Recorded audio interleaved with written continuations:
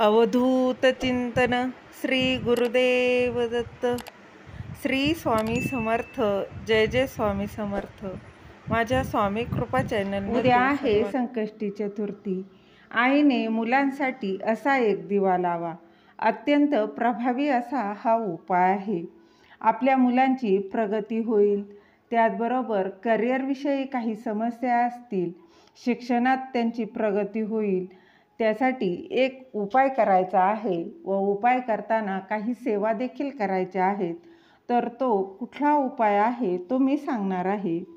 आपल्या सर्वांना माहीत आहे, गणपती बाप्पा हे बुद्धीची देवता आहे.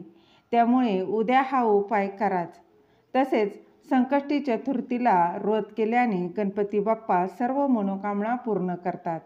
काय उपाय करायचा आहे हे जाणून घेण्याआधी तुम्ही माझ्या स्वामी भक्ती चॅनलला सबस्क्राईब नक्की करा. बघा, आधी सांगितल्याप्रमाणे उद्या आहे संकष्टी चतुर्थी. या दिवशी आईने मुलांसाठी एक दिवा लावायचा आहे. तो कसा व कुठे लावायचा आहे हे मी सांगणार आहे. त्याआधी तुम्हाला काही आर्थिक समस्या असतील, धनलाभासाठी देखील काही उपाय मी सांगणार आहे. घरात नेहमी आर्थिक अडचणी येत असतील, कितीही पैसे आले तरी ते घरात टिकत नसतील, काही ना काही कारणाने ते खर्च होत असतील, तर किंवा येणारा पैशापेक्षा जास्त खर्च होत असेल, किंवा तुमचे कुठे पैसे अडकलेले असतील आणि ते काही केल्या ते परत मिळत नसतील, तर त्यासाठी पैसा टिकून राहण्यासाठी तुम्हाला एक उपाय करायचा आहे. बघा, हा उपाय तुम्हाला दर संकष्टीलाच करायचाच आहे. संकष्टी चतुर्थीच्या दिवशी श्री गणेशाची विधिवत तुम्हाला पूजा अर्चा करायची आहे. त्यानंतर अभिषेक देखील करावा. शक्य असल्यास उपवास करावा. नसेल शक्य तर काहीच हरकत नाही. किमान तुम्हाला श्री गणेशाची विधिवत पूजा करायची आहे. त्यानंतर दिवसभरात कधीही अगदी तुम्हाला जेव्हा वेळ भेटेल तेव्हा गणपती बाप्पाला दुर्वांची एक माळ अर्पण करायची आहे व त्यासोबत मोदकाचा नैवेद्य अर्पण करायचा आहे. तुमच्या जवळपास जर मंदिर असेल तर तिथे जाऊनही करू शकता, किंवा नसेल तर काहीच हरकत नाही. तुमच्या घरात गणपतीचा फोटो असेल किंवा मूर्ती असेल तर त्या गणपतीच्या मूर्तीला तुम्ही दुर्वांची एक माळ अर्पण करायची आहे व त्यासोबत मोदकाचा नैवेद्य अर्पण करायचा आहे. व ही माळ व नैवेद्य अर्पण करून झाल्यानंतर तुम्हाला श्री गणेश स्तोत्राचं पठण करायचं आहे. बघा, श्री गणेश स्तोत्र अगदी साधं आणि सोपं आहे. त्याला तुम्हाला 5 मिनिट तर खूपच झालं, तर तुम्हाला हे किमान 1 वेळा 11 वेळा तुम्ही जेवढ्या वेळा शक्य असेल तेवढ्या वेळा तुम्ही पठण करायचं आहे. परंतु वेळ नसेल तर काहीच हरकत नाही, किमान परंतु 1 वेळा हे तुम्हाला पठण करायचं आहे. व त्यानंतर श्री गणेशाला प्रार्थना करायची आहे. तुमची जी काही इच्छा आहे ना ती तुम्ही बाप्पाला सांगायची आहे. ती तुमची सर्व इच्छा पूर्ण करतील. परंतु हा उपाय तुम्ही प्रत्येक संकष्टीला करायचा आहे. यानंतर आईने आपल्या मुलांच्या प्रगतीसाठी उद्या संकष्टी या दिवसापासून सलग 1 दिवस हा उपाय करायचा आहे. सलग बघा 21 दिवस हा दिवा लावायचा आहे. सर्वात आधी काय करायचं आहे, उद्या संकष्टी आहे तर सर्वात आधी श्री गणेशाला अभिषेक करायचा आहे. तुमच्याकडे घरात बघा मूर्ती असेल तर श्री गणेशावर अभिषेक तुम्ही पाण्याने करा, दह्याने करा, कशानेही करा.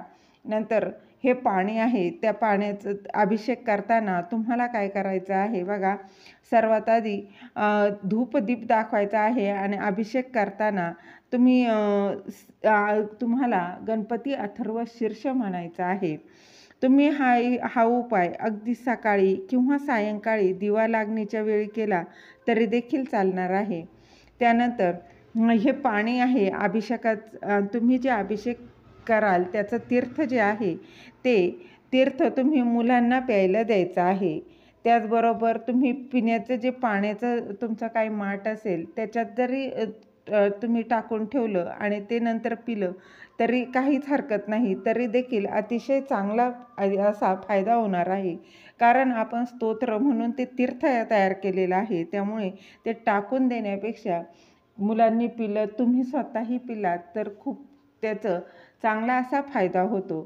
त्यानंतर तुम्हाला 21 दिवस ही दिव्याची सेवा करायची आहे. तर कसा दिवा लावायचा आहे ते मी सांगणार आहे. एक दिवा घ्यायचा आहे, तो तुम्ही मातीची अगदी पंती घेतली ना, दिवाळीत असते त्याप्रमाणे तशी पंती जरी घेतली ना तरी चालणार आहे. नवीन घेतली तर अतिशय उत्तम, नसेल तर जरी वापरलेली असेल तर ती स्वच्छ धुवून घ्या आणि ती पंती घ्यायची आहे. त्यानंतर एक डिश घ्यायची आहे किंवा तुमच्याकडं खाऊचं पानं असेल म्हणजेच नागिनीची, परंतु 2 जोड पानं घ्यायची आहे. त्या डिशमध्ये थोडे तांदूळ ठेवायचे आहे. त्या तांदळावर हळद कुंकू वाहून घ्यायचं आहे. त्यानंतर आईने स्वतःला देखील हळद कुंकू लावून घ्यायचं आहे. त्यावर ती पंती आहे मातीची ती ठेवायची आहे. नंतर त्या पंतीमध्ये 2 वातींची मिळून तुम्हाला एक वात तयार करून घ्यायची आहे आणि ती वात त्यामध्ये ठेवायची आहे. त्यानंतर त्यामध्ये तुम्हाला मोहरीचं तेल टाकायचं आहे. बघा, मी मोहरीचंच तेल सांगत आहे. जर मोहरीचं तेल नसेल तर काहीच हरकत नाही. तुम्ही जे काही देवाच्या दिव्यासाठी तेल वापरत असाल ते तेल वापरायचं आहे. तूप वापरायचं नाही, याच्यात तेलच टाकायचं आहे. परंतु मोहरीचं तेल असेल तर अतिशय उत्तम, नसेल तर काहीच हरकत नाही.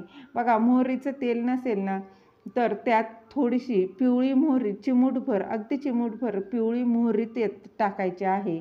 आणि मोहरी टाकल्यानंतर अजून एक गोष्ट टाकायची आहे. ती गोष्ट म्हणजे आपल्याला कापराच्या 5 वड्या टाकायच्या आहेत. आता बघा, तुमच्याकडं भीमसेनी कापूर असेल ना तर अतिशय उत्तम, कारण भीमसेनी कापूर अधिक प्रभावी असतो. भीमसेनी नसेल तर जो असेल तो कापूर तुम्ही घेऊ शकता. त्या कापराच्या 5 वड्या त्या दिव्यामध्ये तुम्हाला टाकायच्या आहे. त्यानंतर दिव्याला हळद कुंकू लावायचं आहे. बघा, सलग तुम्हाला रोज 21 दिवस 5 वड्या कापराच्या घालायच्या आहेत. त्यानंतर मोहरीचं तेल असेल तर ते टाकायचं आहे, नसेल तर मोहरी त्यात टाकायची आहे. जर मोहरीचं तेल असेल तर मोहरी टाकायची त्यात गरज नाही. यानंतर अत्यंत महत्त्वाची एक वस्तू त्यात टाकायची आहे, ती त्यामध्ये काळ्या मिऱ्या टाकायच्या आहे. रोज आपल्याला त्यामध्ये 5 कापराच्या वड्या, 5 काळ्या मिऱ्या घालायच्या आहेत. आणि हे सगळं झाल्यानंतर आपल्याला चतुर्थीपासून हा उपायाला सुरुवात करायची आहे. मग हा उपाय तुम्ही सकाळी किंवा सायंकाळी देखील करू शकता. नंतर हा दिवा प्रज्वलित करायचा आहे. हा देवघरातच दिवा लावायचा आहे. देवघरासमोर बसून हा उपाय तुम्हाला करायचा आहे. हा दिवा प्रज्वलित केल्यानंतर तुम्हाला काय करायचं आहे, सर्वात आधी श्री स्वामी समर्थ, श्री स्वामी समर्थ या षडाक्षरी मंत्राचा 108 वेळा जप करायचा आहे. त्यानंतर तुमच्या कुलदेवीचं स्मरण करायचं आहे. त्यासाठी आपल्याला 999 मंत्राचा जप करायचा आहे. ओम ह्रीं क्लीं चामुंडाय विच्चे या मंत्राचा 1 माळ तुम्हाला जप करायचा आहे.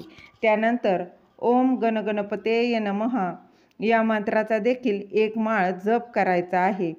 किंवा किमान 5 मिनटं तरी या मंत्राचा जप करायचा आहे. ही सेवा करायचीच आहे. व नंतर गणपती बाप्पासमोर प्रार्थना करायची आहे. तुमच्या मुलांच्या शिक्षणातील काही अडथळे असतील तर ते त्यांना सांगायचे आहे. त्यानंतर काही समस्या असतील, करिअरविषयी असू दे, शिक्षणाविषयी ज्या काही आहेत त्या तुम्ही मुलांबद्दलचं ते गणपती बाप्पाला सांगायचं आहे. आणि हा दिवा विझल्यानंतर दुसऱ्या दिवशी कदाचित कापरामुळे मिऱ्या, मोहरी जळून जाईल किंवा अर्धवट जळालं असलं तरी ते काढून टाकून पुन्हा दुसऱ्या दिवशी हाच दिवा घेऊन सेम तसंच करायचं आहे. सलग हा उपाय तुम्हाला 21 दिवस करायचा आहे. प्रत्येक वेळी लक्षात घ्या, नवीन 5 कापराच्या वड्या, 5 काळ्या मिऱ्या, ह्या मोहरीचं तेल टाकायचं आहे. जळालं नाही तर ते परत वापरू नका. बघा, पुन्हा नवीन घ्यायचं आहे. तांदूळ तुम्ही तेच वापरले तरी काहीच हरकत नाही किंवा तुम्ही पक्ष्यांना देखील खाऊ घालू शकता. रोज आसन दिव्याला बदललं तरी चालणार आहे. तुम्ही पानं ठेवा, प्लेट ठेवा किंवा फुलांच्या पाकळ्या जरी ठेवल्या आणि त्यावर दिवा ठेवला तरी देखील चालणार आहे, काहीच हरकत नाही. दिव्याची वात मात्र तुम्हाला रोज बदलायचीच आहे.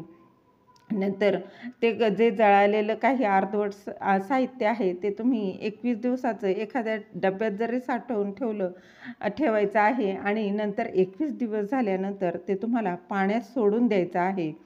तुम्ही हा उपाय ह्या संकष्टीला काही प्रॉब्लेम आला असेल तर पुढच्या संकष्टीपासूनही हा उपाय करू शकता. त्याचबरोबर हा उपाय करत असताना मासिक धर्म आला किंवा गावी जावे लागले तर तेवढे दिवस तुम्ही स्किप करून पुन्हा कंटिन्यू तुम्हाला ही सेवा करायची आहे. परंतु 21 दिवस हा उपाय आईनेच आपल्या मुलांच्या प्रगतीसाठी करायचा आहे. अत्यंत प्रभावी हा असा उपाय आहे.